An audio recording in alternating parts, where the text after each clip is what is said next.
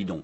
Le résultat, c'est que c'est une guerre civile effroyable dans ce pays et que la démocratie n'a pas fait un mètre en avant. C'est l'inverse. C'est-à-dire que le pays s'est quasiment tout détruit. Toutes les interventions, écoutez, c'est depuis la grande révolution de 1789, hein, comme disait Robespierre, les gens n'aiment pas les missionnaires armés. Hein.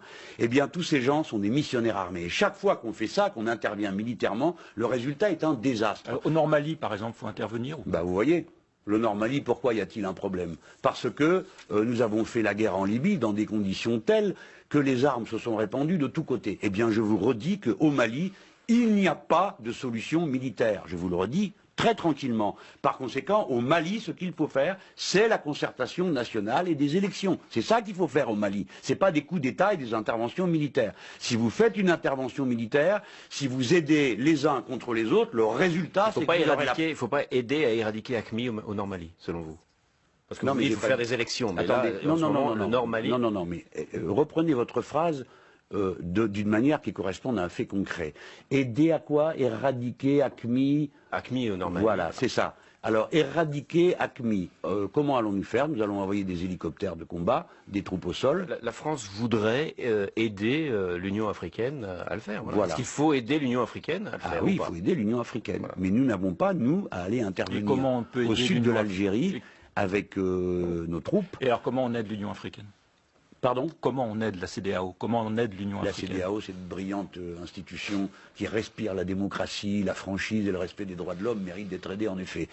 Non, la situation est la suivante. Les seuls militaires, parce que là on peut parler de choses concrètes au lieu de brasser des phrases en général, qui peut aller là-bas? Hein, qui peut faire un travail politique et militaire qui tient à peu près la route avec les armées africaines? Qui peut le faire? Hein? Il n'y en a pas 50 de pays. Le Nigeria et le Sénégal. Le Nigeria, ils sont anglophones.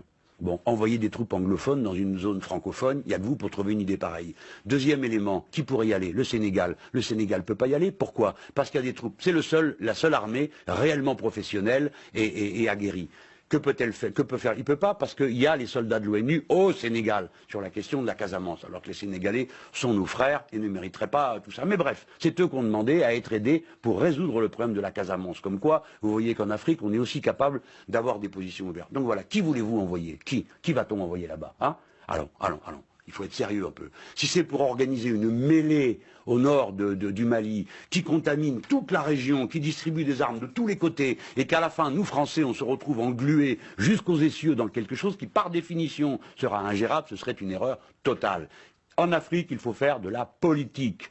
Et chaque fois que nous avons fait autre chose, nous sommes allés à un désastre. Regardez ce que nous avons fait en Côte d'Ivoire. Hein, vous étiez tous à faire des sauts périlleux arrière, la démocratie, les droits de l'homme, c'était Gbagbo, l'abominable homme des neiges.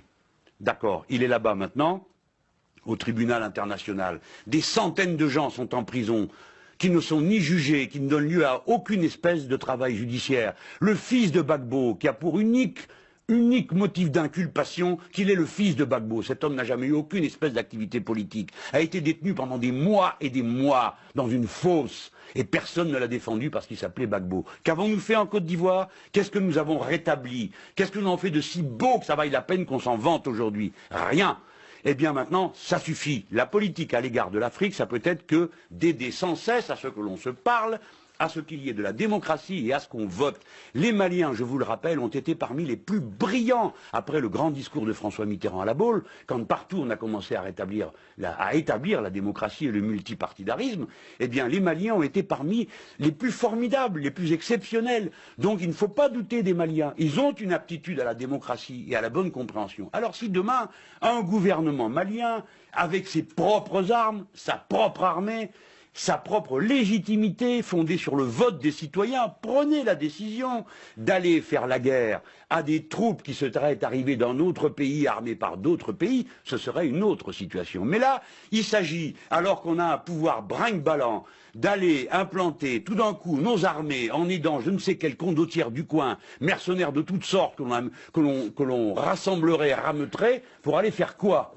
Hein? Se battre contre, vous m'avez dit quoi là, l'AQMI, le machin, c'est-à-dire quelques bandes armées qui sont là, qui prennent prétexte de l'islam pour se livrer à toutes sortes de banditisme, qui n'ont rien à voir avec l'islam, il suffit de vous renseigner auprès des musulmans, ben, tout ça est une honte. Donc commençons par rétablir, aider les Maliens à se redonner un État, une armée et une démocratie, et ils seront capables de régler eux-mêmes les problèmes.